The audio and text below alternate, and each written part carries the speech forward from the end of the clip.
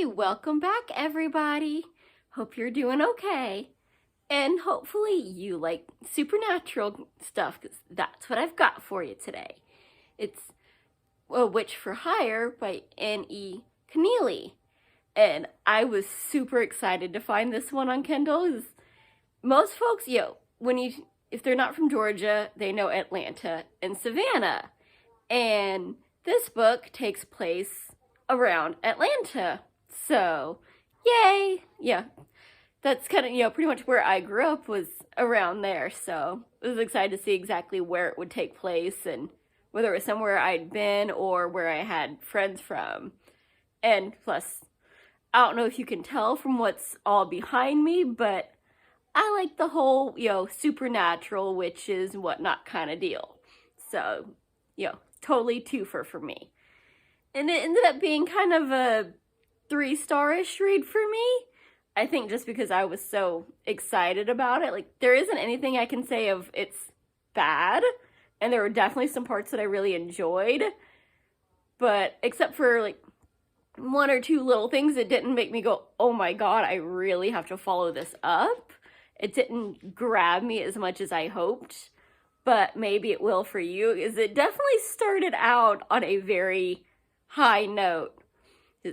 Essentially, this is about Michelle, who is a clanless witch in an alternate kind of a universe where humans and all the stuff that we think is just kind of paranormal fantasy fiction is real.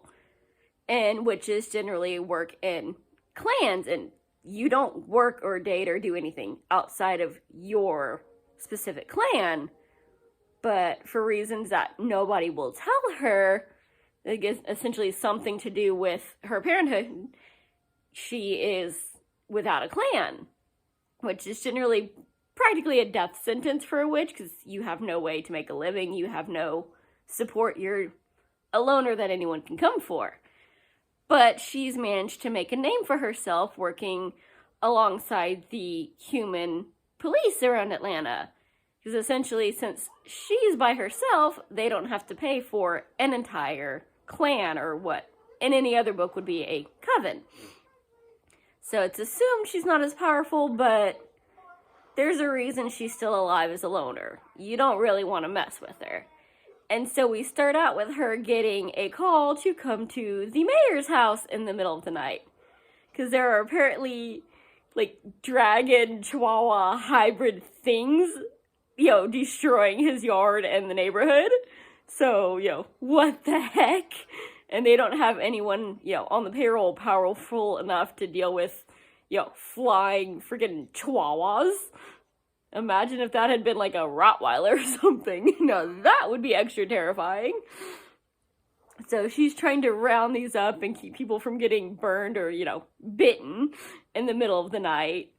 And, later on we end up finding, because what this ends up being kind of part of, it seems like, is there's this magical, they're kind of kidnapping creatures and trying to make creatures. The chihuahua-dragon thing is not just a normal part of the magical world. That was somebody experimenting, and they got loose. But there's also been purposeful, apparently somebody driving down the street without getting Doggy's permission first. Oscar, Franny, hush up. You gotta pay the toll to come down my street, or they'll let me know. So far, nobody's been paying the toll. So, there's this magical ring going on, and there's also troll, preservations. And there's a group that wants to, release the trolls, not realizing that they were put in these little, gated parks for a reason, because they're trolls. They eat people.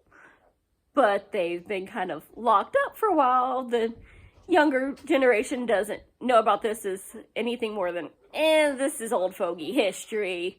We shouldn't be locking up living creatures. Until, oh, crap. Somebody takes them at their word and blows up, their gating, and now we've got trolls on the loose. Potentially. Because apparently the folks that are supposed to be keeping an eye on them doesn't actually know where they all are or how many there were supposed to be, so they think they know who's missing or how many. And so Michelle is hired to help them find these missing trolls, and who the heck was stupid enough to let out man-eating trolls into the world?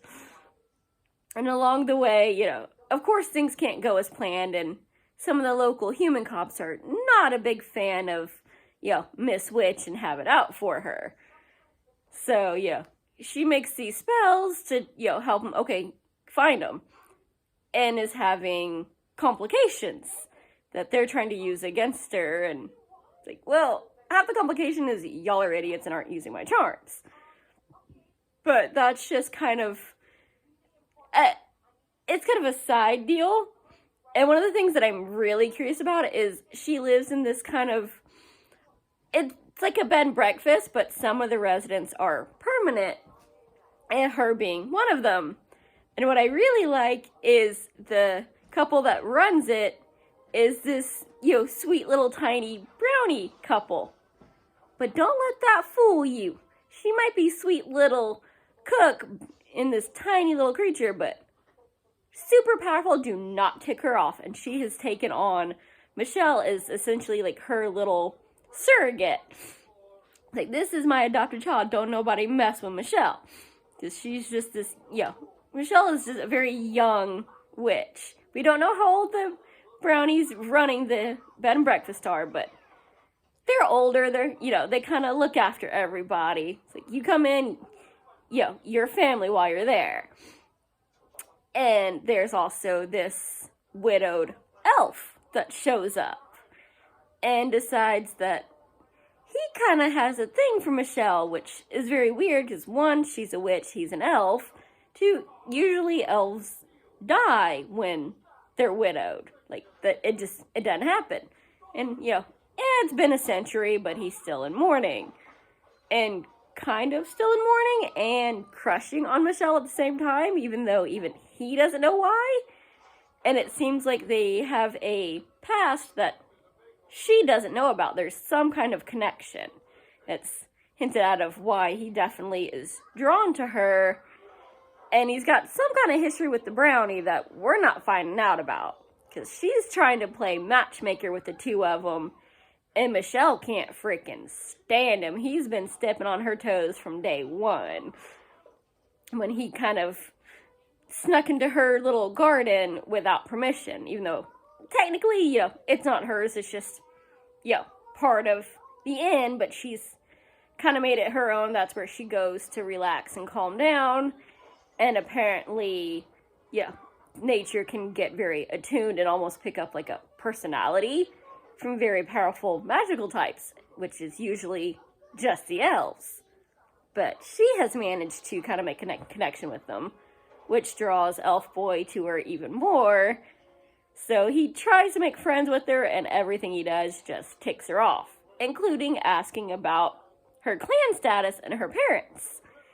And we do kind of eventually find out what's up with her parentage and her mom, kind of towards the end, and she ends up going, you know, having to deal with this unexpected revelation that I'll let you read it and find out about. But yeah, it's kind of fun, but mostly what's got me curious is, you know, what's all this, you know, deal with the elf, the brownie, and our witch, and what the heck kind of, you know, magical stuff is going to happen from here, because they kind of, by the end of it, they have found where a lot of these magical creatures, including a mermaid, awesome, is being held, and we find out just how powerful she is when she saves the mermaid.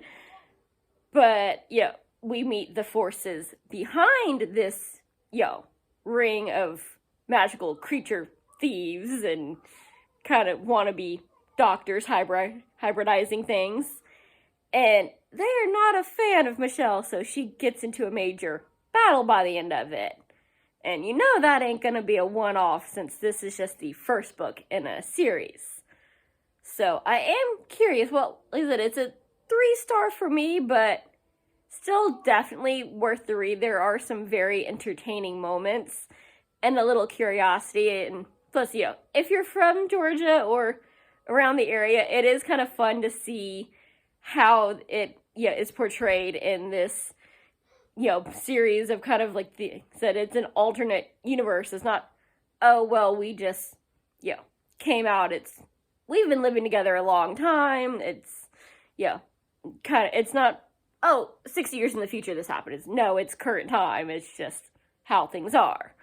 So of course, when magic has been around for a long time and everyone knows enough to have made a troll preserve, things are gonna be different, because there's definitely not one in Atlanta right now. So it's very fun, and I hopefully, you will enjoy this and have a great weekend. See you next time. Bye!